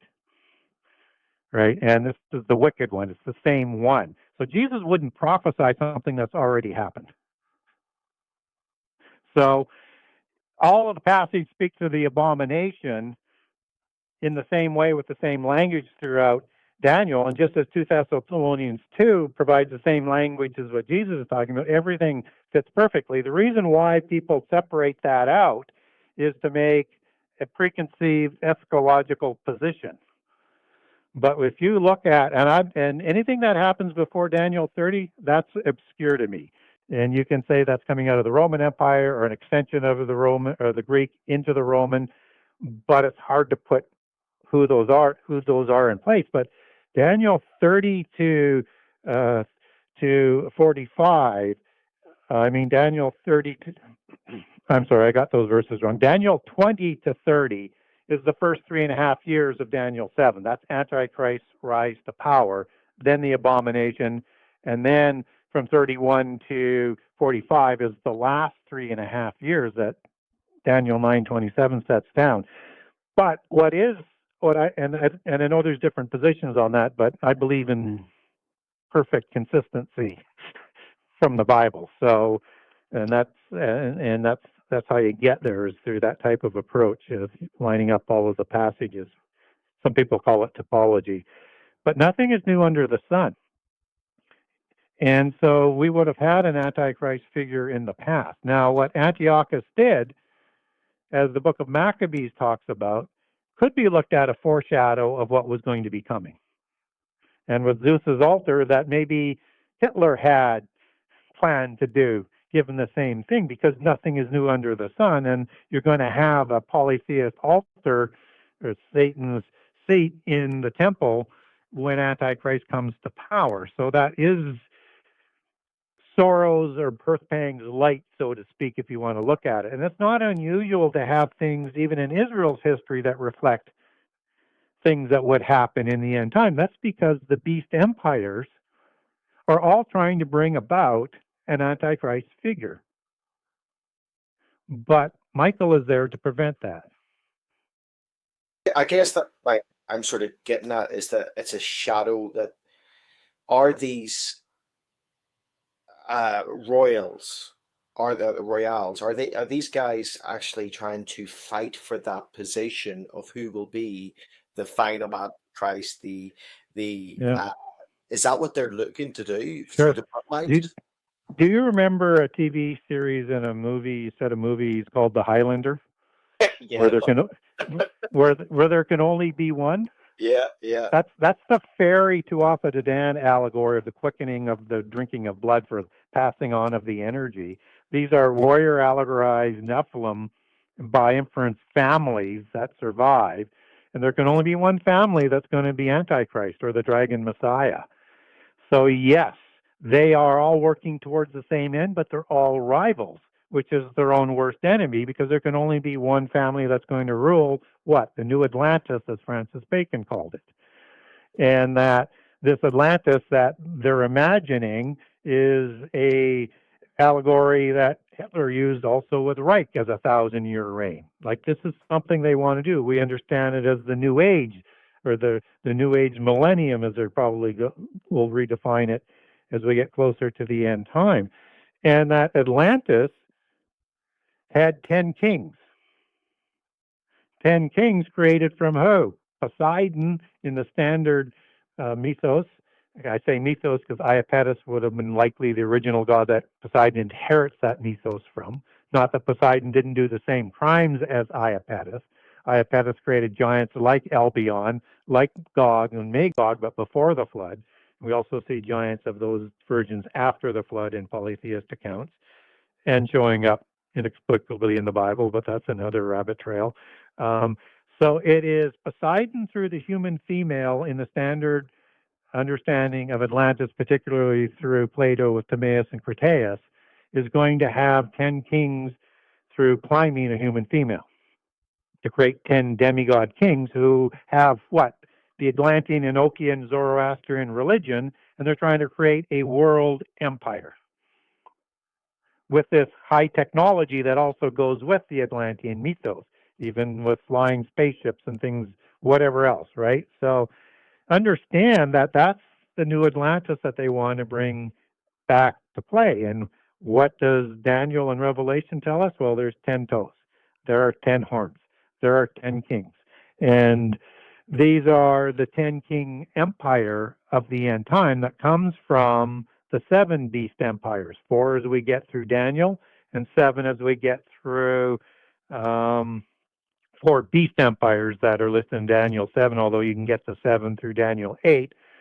Um, and in Revelation 12, 13, and 17 will give us the same imagery of this beast empire coming up out of the sea that are stirred up by the four presences that we talked about earlier, right?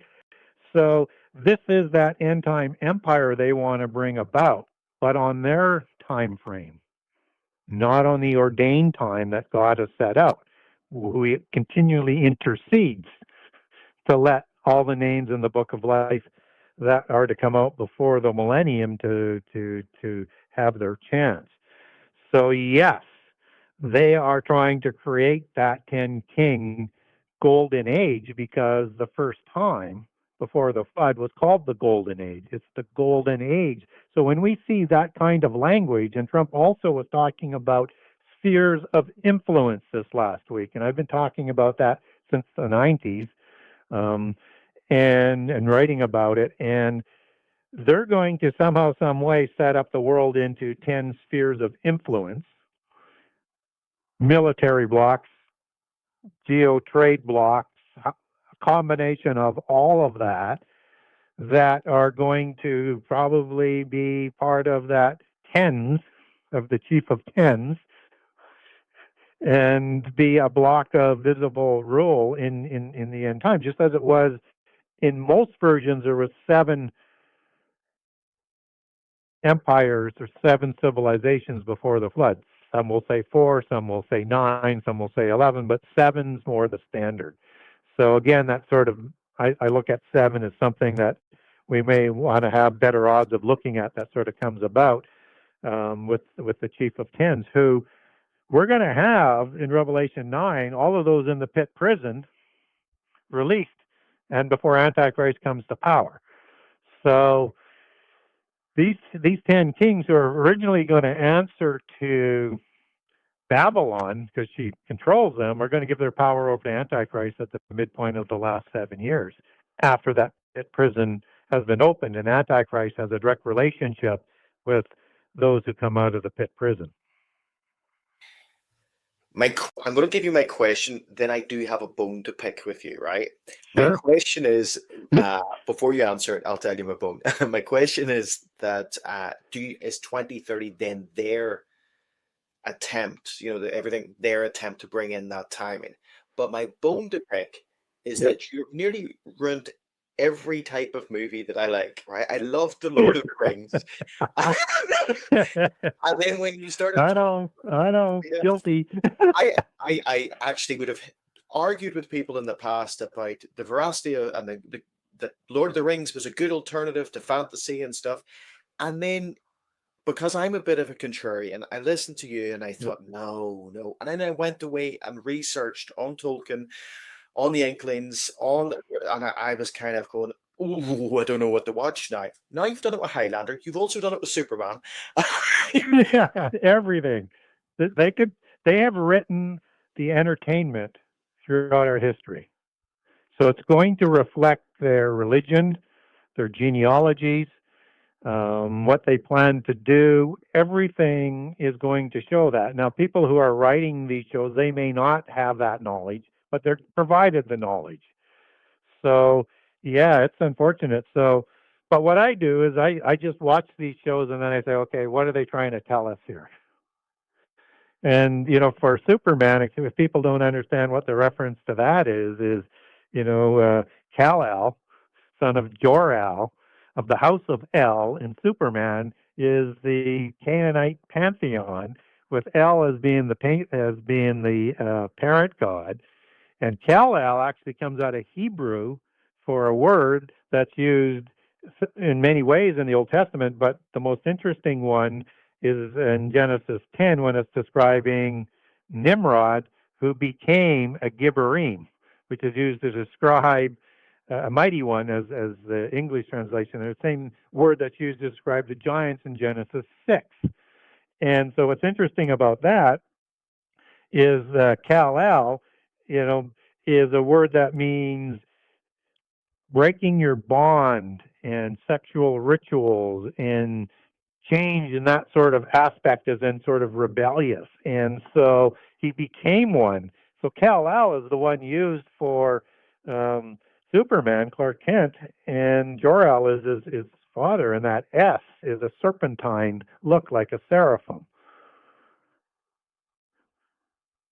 That would fit in with the Nietzsche's Übermensch, the idea of being a Superman. It's back to Genesis 6 and Genesis 3 again, and that kind of goes in, it sort of brings it all together in that way, Um, And Oberon and Overrain as you go back to Tuatha De Danann. mhm. It's all from the original Proto-Indo-Aryan language. Well, when you talk about the likes of using sexual magic and stuff within that, would that have been the reasoning behind the Aleister Crowley's Thelema, the Hermetic Order of the Golden Dawn with Mathers, all of those things that it was, and even if you go on to Ron Hubbard and Jack Parsons, those sex magic rituals, is that what it's looking for to create the Sure. next?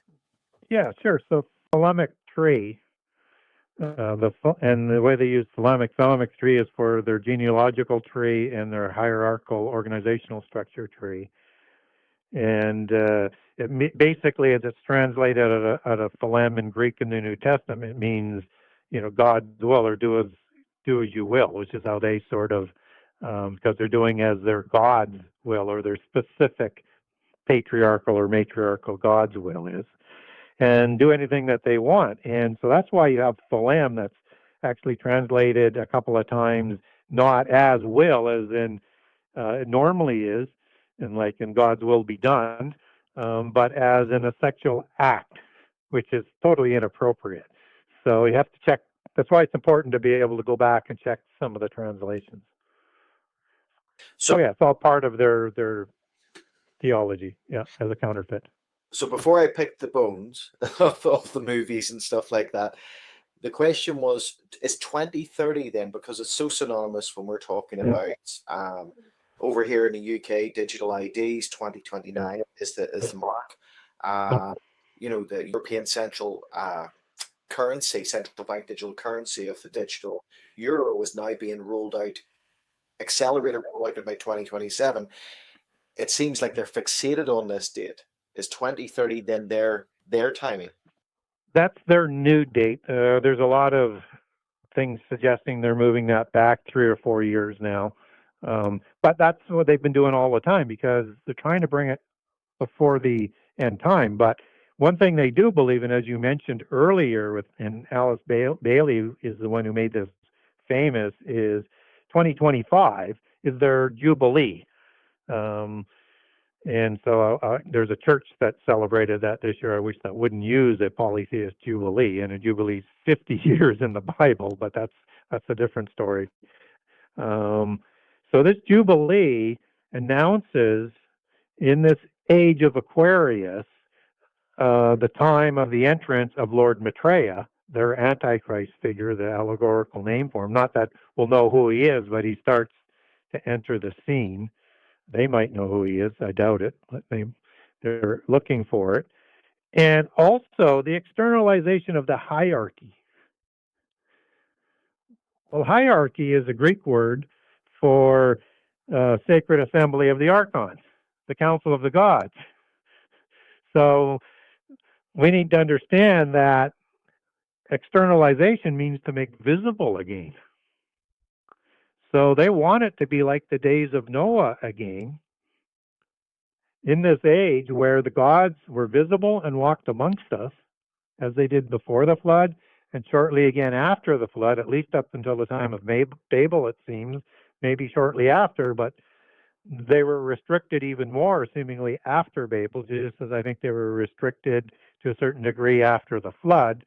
But those restrictions will come apart in the end time, when God permits them to fully indict themselves, but not when they want it, when they would like to have it. So we want to be careful that we're not in the last 7 years yet, based on what needs to happen in prophetic events, let alone starting in 2025, which would put the last year at 2032. So we want to be very careful of when that last 7 years starts. And there's going to be that covenant in Daniel 9:27, which begins that last 7 years. So we're not there yet, but they are trying to ramp it up. They are setting these artificial dates. There is no doubt about it that they're trying to hit. And in the last Davos meeting that answers into the Committee of 300 on the Thelemic tree of hierarchy of orders of secret societies, they had said that we need to double down, or how many more times to the magnitude they need to get AI up to speed, because it's holding them back of what they want to do.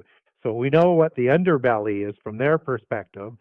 And we've seen such a push on AI this year that you see the fruit of what they're trying to do. So do I think it's going to happen starting in 2030? Perhaps, but it could be longer than that too. Now, not that we can know, but we want to be taking everything back to the Bible. So there is a fig tree generation, and all the events that Jesus predicts in Matthew, Mark, and Luke are going to take place. A specific generation, and it's going to be like the days of Noah. Two of the overarching signs, like the first one he leads off with, is the sorrows. through this generation where you're going to have these sorrows getting stronger throughout the last fig tree generation. So how long is a generation biblically? Well, we get a few options. You get 40 years is in the wilderness. The Psalms will venture for two numbers, 70 and 80, depending on which passage you're looking at. And then you're going to have 120 years in Genesis 6:3 that life is restricted to after the creation of the giants between Genesis 1, 6:1 through 4. So if it's 70 years, then just to pick a number to get sort of closer to where I want to go with this point is, when would the fig tree generation start? Who is the fig tree? Prophetic allegory has Judah, the southern kingdom, as the fig tree. And you're going to get that in passages particularly clear like Judges 9 and 10, where you have the fig tree and the vine. The vine is Israel and the grape. The fig and the fig fruit is Judah, where they're looking for a king to rule each of them. And then you get other passages, whether or not it's in Jeremiah 8, where you have the vine and the fig tree are fading in prophetic allegory. And other passages, I won't go through them all. Jeremiah 2, 2 through 5, you've got Judah as the good figs, and then there's bad figs, but they're figs nonetheless. And you've got the garden of God in Isaiah 5, where you get that imagery coming forward as you roll down into that passage. So then there's more than that. And so this fig tree allegory comes about in rapid succession after a couple of other events. So this is in Matthew 24. So if you roll back to about Matthew 22 to 23, or Matthew 21, I'm sorry, Jesus is working with the disciples, and this is after Matthew 13, where he establishes his church and he teaches them certain secrets, and he tells them some of them are still going to be alive when he comes back, which is another preternatural thing that people don't really like to look at. But he establishes his church there and gives some opening typology to look for his second coming in that passage. And then in Matthew 21, using the Matthew template that I like to use, and I add the additional details of Mark and Luke onto that template, and then go to Daniel, and then I go to Revelation, and then I have another order of passages where I funnel everything in onto the template. What he does is he walks up to a fig tree because he's hungry, but it doesn't bear any fruit. And he kills the fig tree. And so the disciples understand them because they're Judah. He understands what Jesus is saying through this prophetic allegory. It no longer bears fruit. So that's the first thing that's going to get them concerned. Then he goes, and just before he does the Olivet Discourse, he's prophesying that the temple in Jerusalem is going to be destroyed, which is also talked about in Daniel 9, right? So you have a nice relationship there of things coming together. And this fig tree generation is all the events are going to be fulfilled. So that means by inference, using the typology of the prophetic allegory and what Jesus was discussing to his disciples for these events in the fig tree generation, so that they would fully understand, which is, because, they're told the temple in Jerusalem is going to be destroyed, Judah is going to be destroyed or killed. And now they're saying, give us the sign of these things and of your second coming, right? And of the end times. They want it all. They're freaked out. I don't blame them. They're freaked out. My inference there, but I think they are. And so, just my speculation. But so that means the southern kingdom has to be back into the land of the covenant somehow, some way, if they're the fig tree, and that generation would apply. Well, you have 1947 as the declaration. The war was in 1948, but declared independence 1947. 1967, though, is when they take Jerusalem. So those are two possible starts, right? So is it one, or is it the other, or is it both? It probably leads to it. But what I do know is this. Judah has to be in control of Jerusalem in the end time. And it's the epicenter for end time prophecy. They have to have access to start the sacrifices in the last 7 years for the first 3.5 years on a wing of the temple. They are in place when you have the Gog War, and they're rich, and they're being plundered in that Gog War that happens before the midpoint. So they are there. So I would if I were to pick, I would say probably Jerusalem, because that's also where Jesus was speaking from, where the temple and the city would be destroyed, and where the fig tree was. That he begins that whole process and end time prophecy from. So that leaves us with 40 years, which would be we're beyond that.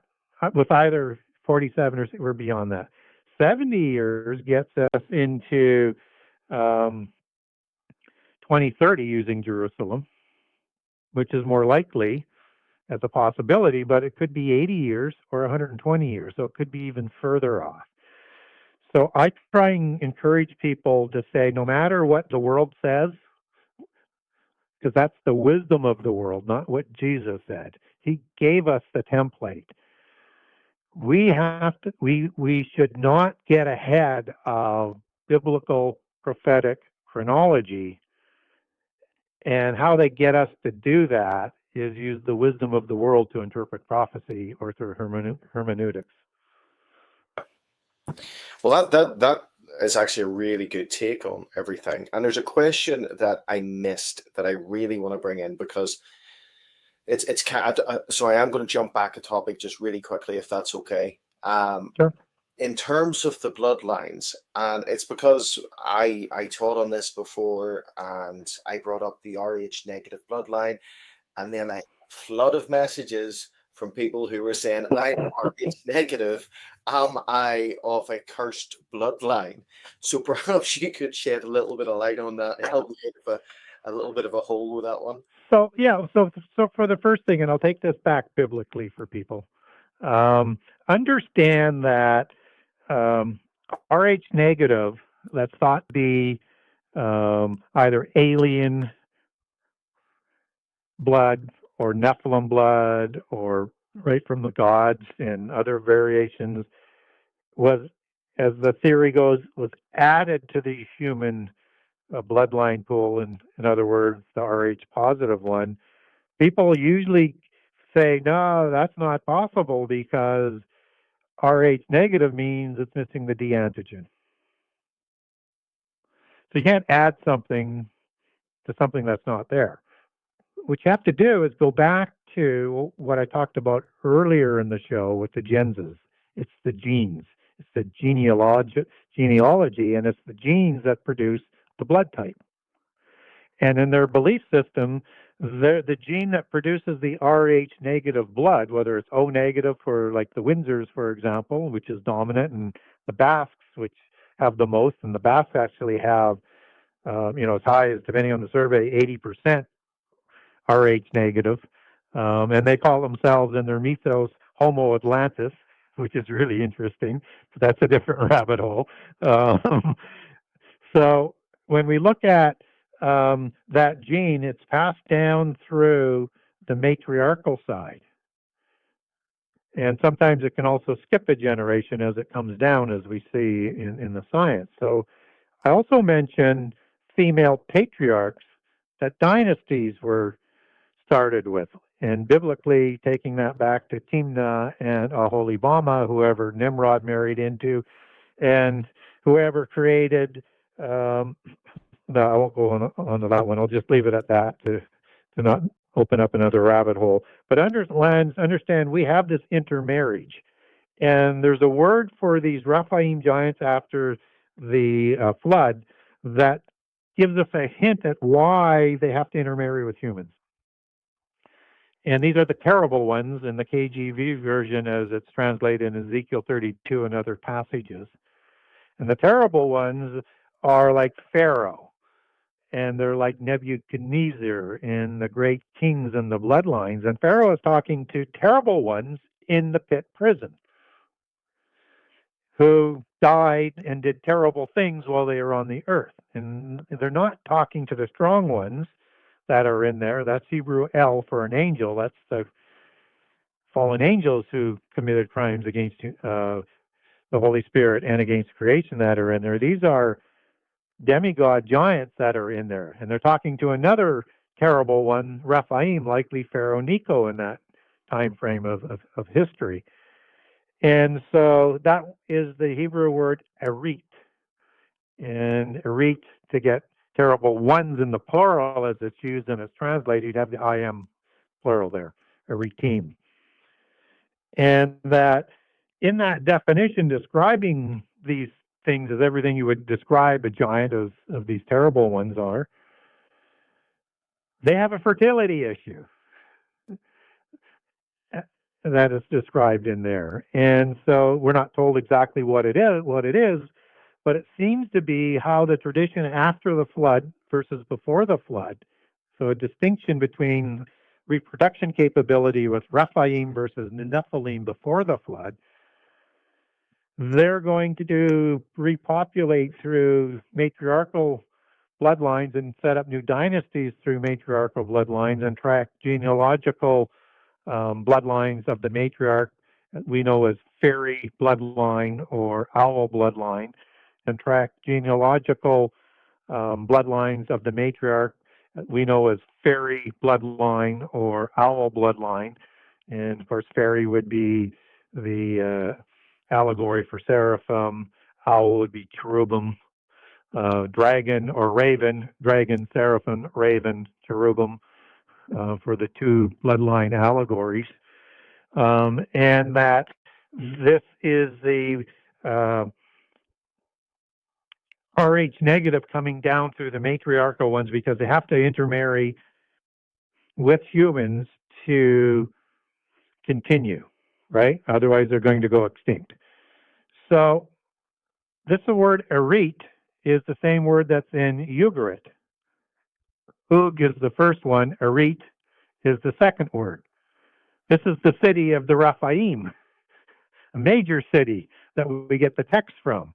Ug, U-G, you take that back into the Hebrew original Semitic as OWG for King Og, as it's spelled, or UWG with its word, which means round or wide or stocky, just as height to width ratio was 2-to-1. They were stout as they're described, and this is the city, Kiriath, of Ug, Og, the terrible one. And so now we have a dynasty of bloodlines that come out. That is the assembly of the Detanu, or the Titans as it's transliterated in, or Dedan.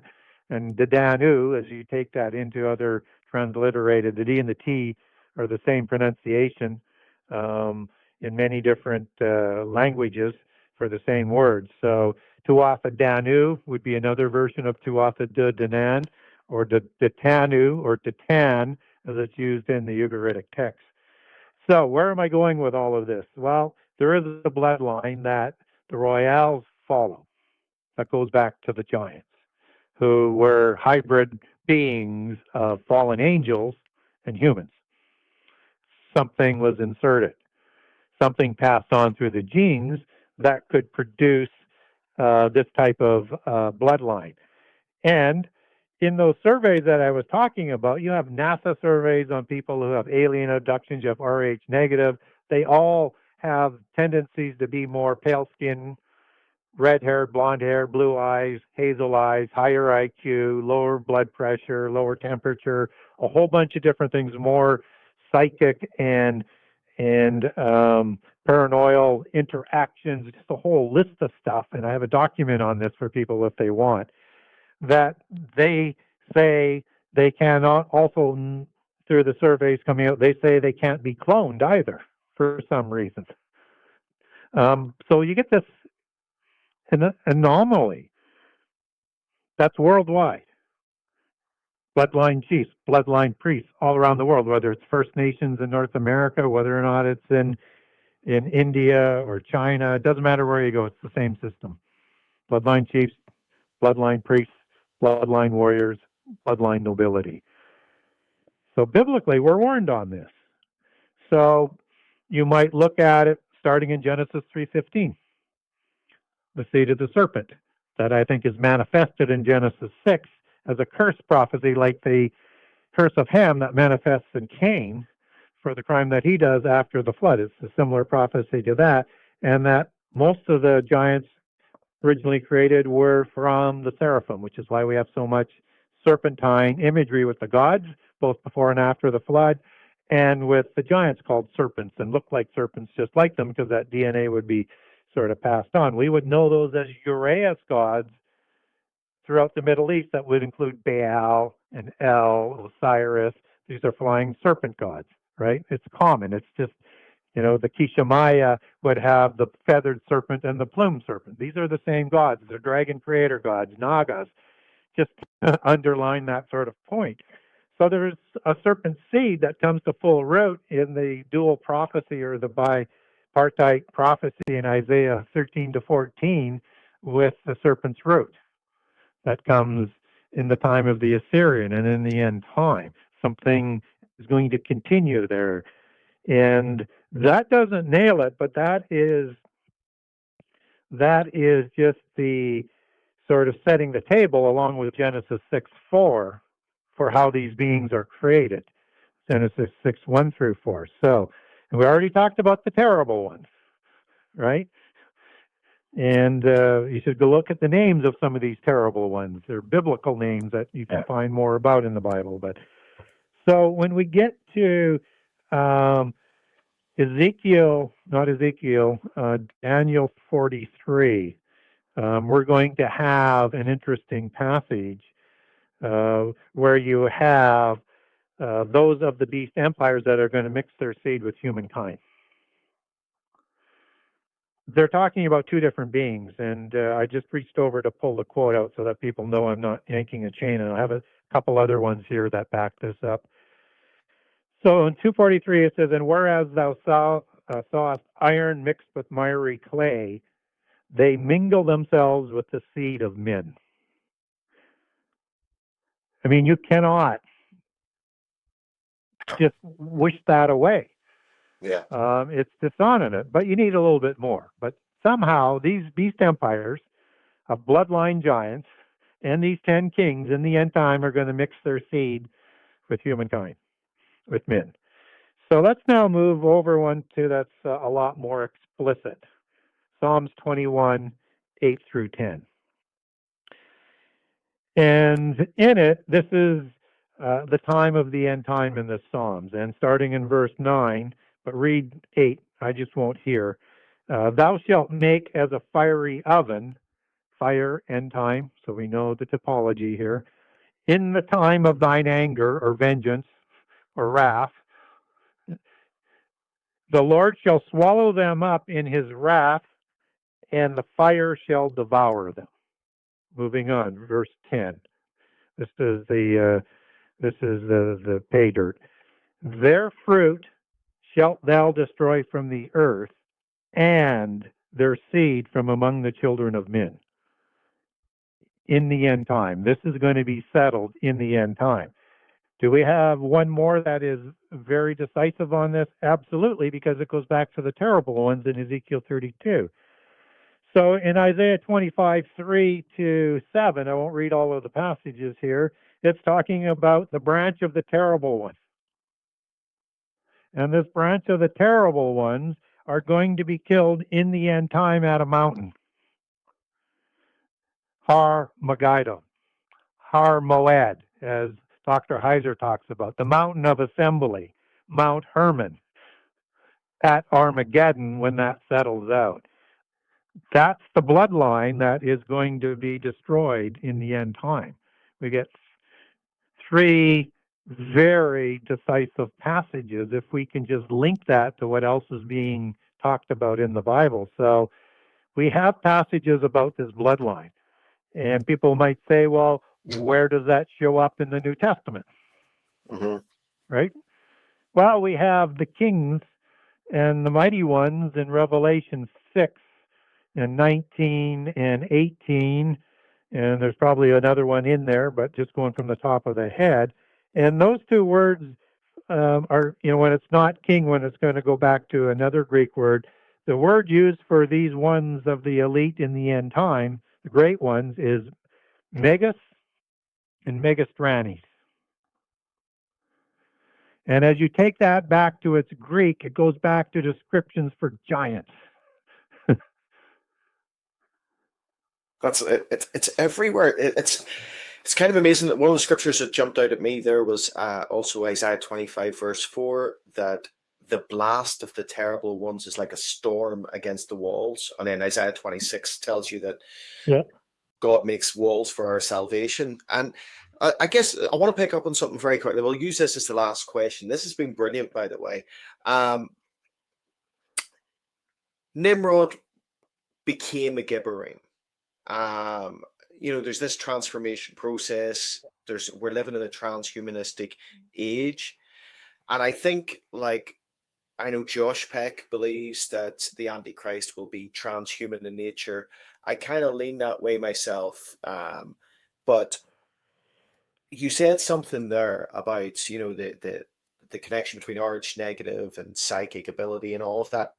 And we have went through, I just done a teaching series called Stranger Things, right? Based on the program, right? I done this in church. We just went through the last part of the series.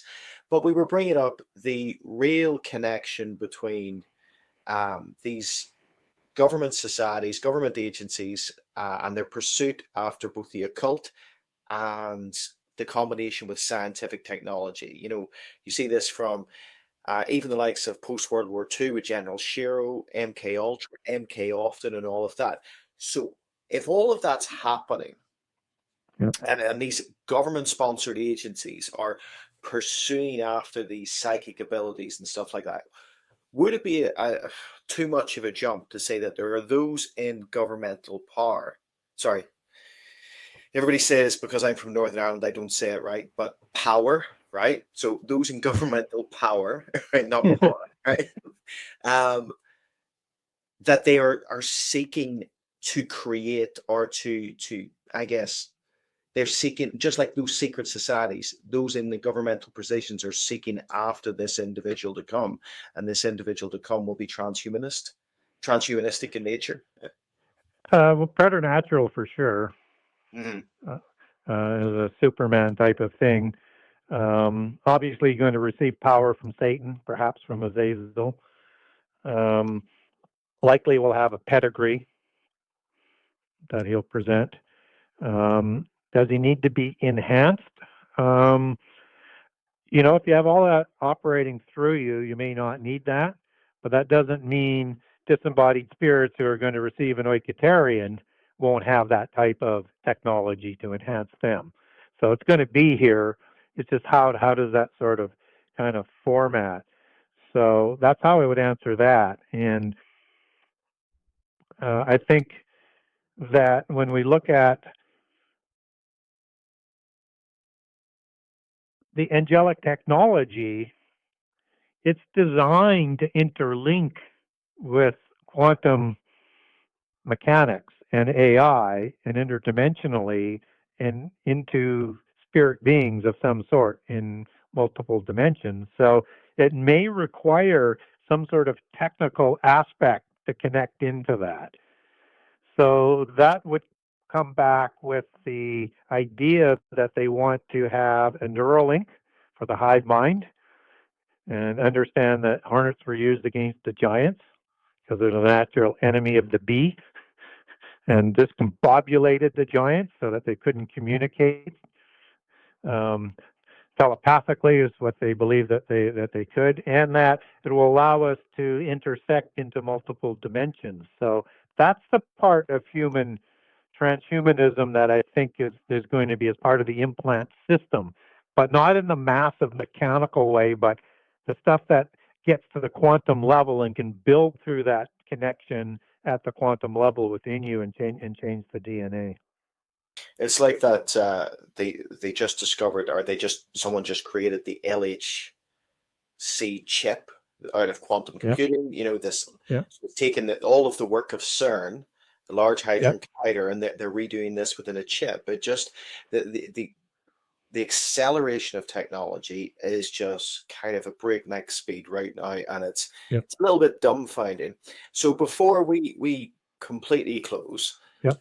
I want to ask you this. I've read volume one, I've read volume two. When is volume three coming? Going to be a little bit of time. I've had to put it aside since book one coming out just because of the amount of shows and promotion. Yeah. I do have 10 chapters written on that, and another project. I just sent it back that they're going to have to redo the typesetting on it. I'm working on a project with my publisher for a series of books that is going to be more novel, as opposed more fiction than research books, but it'll have a lot of my research in it. So it's, and the publisher, Bill Carmichael, wanted to do something on a novel to help sort of connect my research with a larger audience. But and his thought was, let's go at it from how does AI interconnect with the end time. And that's so the first one will be out in April, and we connected into my end time chronology, and then a whole bunch of bloodlines Yeah. and secret societies and all to create the creators, characters, and history and background and stuff. That's called the El Primo conspiracy. It's a Latin word for overwhelm, overpower, kind of like what is described by the end time empire that's coming. And the subtitle is AI's Covenant with Babylon, so how it interconnects with Babylon first, and then as it would move forward in the series with Antichrist. So, yeah, it'll be a while on that. And two things before we close out, just to get in. And so when I was talking about Magus and Megastrani, I should have taken that back to Proto-Indo-Aryan or European. Comes from the Thai word MEG, meaning large, vast, tall, big, and mighty. So not only do the Greek meanings do, but that's where the word originates from. Just as CERN originates from a god and a meaning of a horn god in Indo-European. So they use this everywhere. Yeah. And you mentioned early on in the show about the Gilgamesh tomb. Mm-hmm. So I was able to sneak this over, and I keep it handy because I'd like to quote from it directly. FOIA request, page 470, Department of State, FOIA log 2018. The number is F-2019-02110 from Dinetra de Senegar, requesting documents pertaining to the resurrection chamber of Gilgamesh, the location of his body, and the location of the buried Nephilim. And that came from Senator Demetra of Hillary Clinton's office. Wow. Yep. Wow. Yep. That's like a mic drop to finish. Yep. So they wanted the DNA and they wanted the sarcophagus. They wanted whatever technology and whatever genes, for whatever reasons, they wanted information on that. Wow. The thing is like you said at the very start, you delve into this, you start looking at this, and you know a large portion of my book is based off certainly the Dr. Michael Heiser worldview is in the cosmic geography. But once you've peeled back one layer of things, there's so much more, Yeah. and it's like you you can continue down rabbit holes for the rest of your life, like the amount of work you've put into Genesis, 6 Conspiracy Volume 1 and Volume 2 is phenomenal. And I will say to anybody who is watching, I will put the links for this. I think on our site, on our neck of the woods, it's probably easier off Amazon. I certainly had to, rather than actually going through your website itself. But I'll put the website links up as well so that you can go on to his website, because we have people. If you want a signed copy, it will cost more for me, just on freight issues. But I do ship all over the world. But whether you buy from Amazon, whether you buy the printed copy, the digital copy, or the Audible versions, I'm fine. I'm more about getting the information out Yeah. to people. And for people, if they want to know the difference between book one and book two, I would describe it this way. And I said I would never write book two because I didn't want to be redundant. Yeah. Um, and I think about 90% of the information is kind of new, although it does intersect well. The difference is that book one is I'm using a lot of testimony from the polytheist side to Mhm. let them speak in their own words and indict themselves. Yeah. And so I use their chronology, whereas book two I use biblical chronology. And I show how the Bible account book one intersects with the world testimony. Mhm. In book two, I show how the world testimony intersects with the biblical chronology, and I use the biblical timeline. And I would call it this way: it's book one for Christians on steroids, and it's Yeah. Dr. Heiser on steroids. Yeah. Yeah, definitely. I got so much, like I read book one, and once I had finished reading it, I started going back and making notes on it.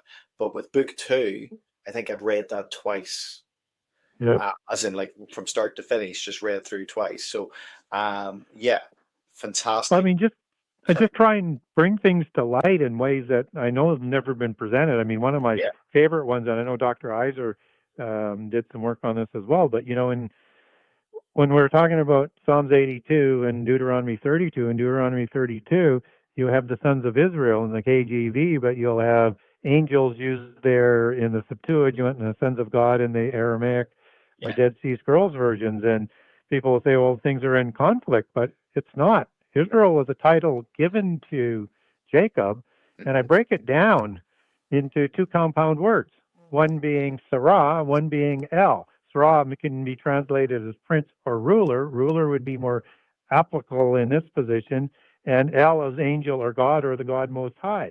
So where it says the sons of Israel, that actually means the sons of the ruling God, fallen angels, yeah, right?